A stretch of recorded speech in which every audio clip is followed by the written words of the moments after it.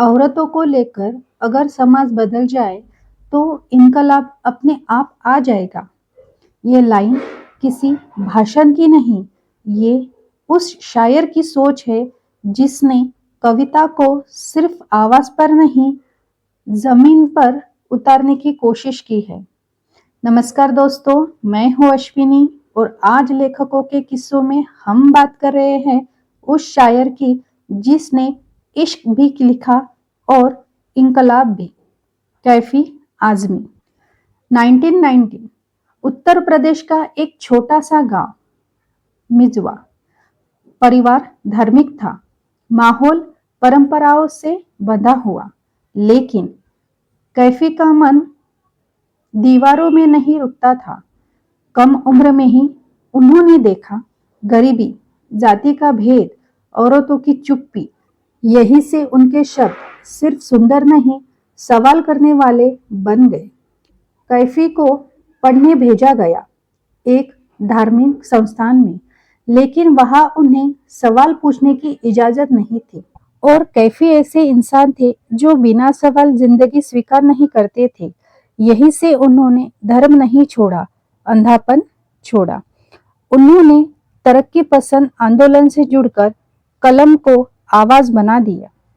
कैफी की शायरी मंच सजाने के लिए नहीं थी, वो लिखते थे, उठ मेरी जान मेरे साथ ही चलना है तुझे, उठ मेरी जान मेरे साथ ही चलना है तुझे, कदमों से तेरे आंधियों का रुख मोड़ना है।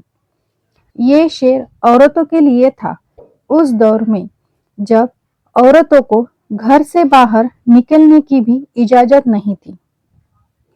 कैफी आजमी फिल्मी दुनिया में आए, लेकिन अपनी शर्तों पर। उन्होंने गीतों को मनोरंजन नहीं, जिम्मेदारी माना। उन्होंने लिखा समाज, मजदूर, औरत और इंसान की पीड़ा। उनके गीत आज भी इसलिए जिंदा है क्योंकि वो सच से पैदा हुए। उनका एक अनमोल किस्सा। शबाना आजमी कैफी की बेटी है, लेकिन कैफी ने कभी बेटी को कमजोर नहीं माना। जब लोग कहते लड़की है, कैफी कहते तो क्या हुआ। उन्होंने बेटी को सोचना सिखाया, डरना नहीं। यही वजह है कि शबाना सिर्फ अभिनेत्री नहीं, आवाज बनी। जिंदगी के आखिरी वर्षों में कैफी बीमार हो गए। शरीर साथ छोड़ रहा था, लेकिन विचार नहीं।